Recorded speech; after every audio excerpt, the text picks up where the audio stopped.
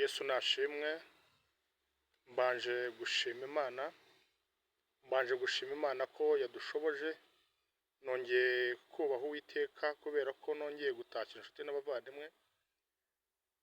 Mbanje gusuhuza abakozi b'Imana, harimo Valerie, harimo abo twasenganye bose, harimo Valensi, harimo Mugabo, bose n'abakozi b'Imana nongeye kwibuka kubera ko twageze kurana dusenga Imana. Inshuti bavandimwe, nongeye kubakangurira ko twongera tugasenga Imana kubera yuko igihe ni iki. Mwibuke ko hari icyo Uwiteka yatuvuzeho. Uwiteka Imana yacu turi mu mahema yigeze kutuvugaho, iravuga ngo nitwongera tugaca bugufi tukubaho Uwiteka Imana yacu ngo izatugarukaho, kandi ngo izatukoresha iby'ubutwari, idukoreshe ibitangaza, ngo izaduhita mu bandi benshi, idutume itwishimire. Inshuti zanjye rero, abakozi b'Imana twasenganye, nongeye kubibutsa ko twakongera tugaca bugufi tukubaha Uwiteka, tukongera tugaca ingando, tukubaha Imana.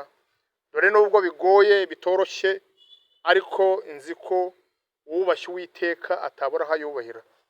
Ndabinginze rero, barimo umukozi w'Imana Valerie, barimo umukozi w'Imana Valensi, n'abandi benshi cyane nibutse kugeza aya masaha, ndifuza ko twakongera tugaca bugufi tukubaha Uwiteka Imana yacu. Ijambo ry'Imana rirambwira ngo nitwubaha Uwiteka Imana yacu ngo tuzasa n'igiti giteye ku kiyaga, ku mazi. Ndifuza rero inshuti zanjye ko twakongera tugaca bugufi tukubaha Imana yacu. Ndashima Imana rero ko yanshoboje kongera kwibuka rino jambo, ikanyibutsa ko nakongera kuvuga iki kintu cyo kuca bugufi tukubaha Imana. Dore ko ubashye Imana nta na kimwe kizamugeraho atakizi.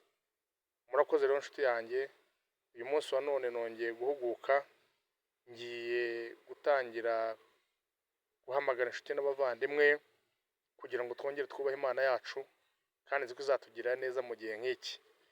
Haleluya, shalom.